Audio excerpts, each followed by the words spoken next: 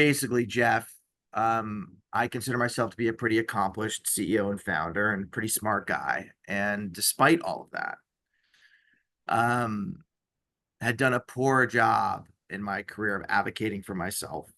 And Mm, so when push came to shove, and as I was expecting to live in a world where I believed in karma and I believed in, what goes around comes around, and that as I was taking care of everybody else, eventually someone would take care of me, that actually never came to fruition. And in fact, the opposite did. People that I had grown to trust and considered family over the course of a 10 to 20-year career with them ended up turning their backs and taking care of themselves and not, when push yeah. came to shove and it came time for them to stand up and you know, step on, the integrity rock. They chose not to do Hmm. that. They chose to protect themselves and, run the other way and, you know, not throw the drowning man a lifeline. And I think as tough as it was to lose a lot of money in the sale, probably saw 20 to $30 million evaporate. I think I own 70,000 shares of stock at 0.002 cents a share right now. Wow.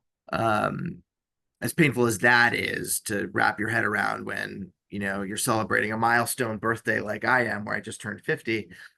Uh, Congratulations. And thank and I you. imagine a lot of like self-reflection and all that good stuff. Yeah. All that stuff. And I was thinking, wow, my life's going to be different now. Like I'm going to have paid off my house and I've got my kids' college saved up and all the things that I was looking to do to now be like back to the grind, building companies again with a Hmm. much different level of pressure than I thought I would have.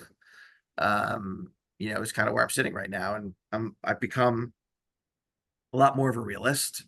I think I'm much better now at advocating for myself, Hmm. which as a people pleaser growing up, I think we talked about this, like Yeah. I just felt like advocating for myself was always like a greedy move, right? Like it just Hmm. felt me Selfish. asking for money Yeah. like felt Yeah. selfish and it just wasn't how I was brought up. So I've been brought up to take care of others. So as a result of that, I'm now doing, I think, a better job of saying no and realizing that no is the start of a good conversation, not the end of, another one.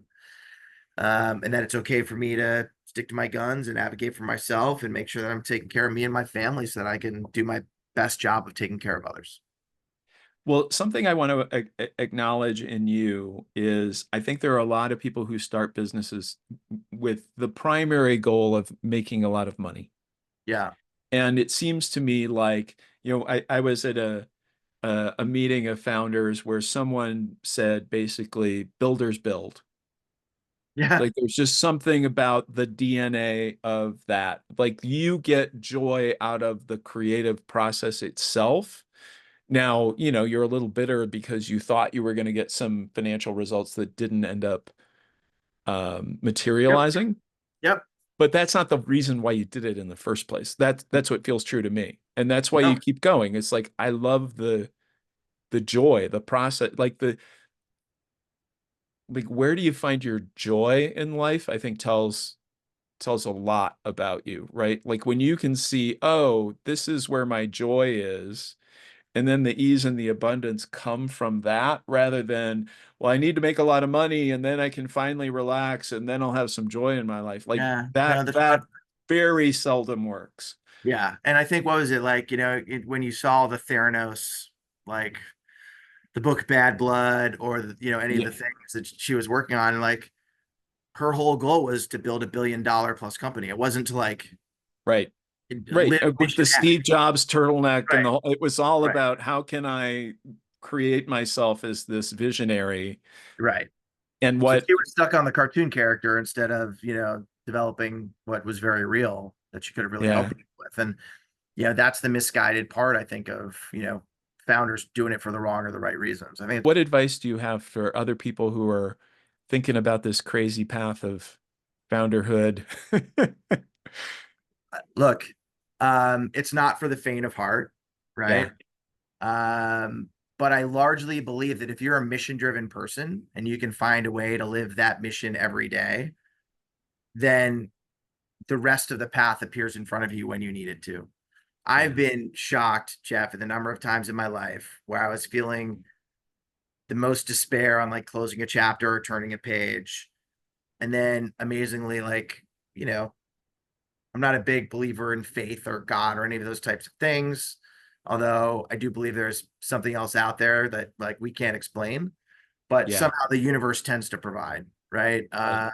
And when you finally can call your life down to like what is the most important thing, which by the way is your community, your tribe, your family, your relationships, then the rest of it kind of takes care of itself, Uh-huh.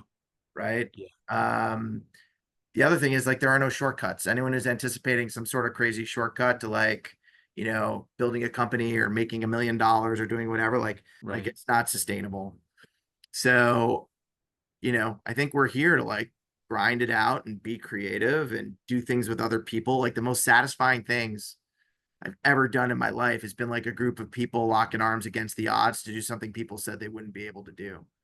Yeah. Winning a Do you- sports championship or whatever it is. Like Yeah.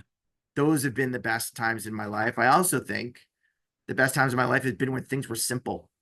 Uh-huh. And so anything you can do to like simplify life, I think is a bonus. And we tend to overcomplicate our lives a lot with things that we don't need. Right.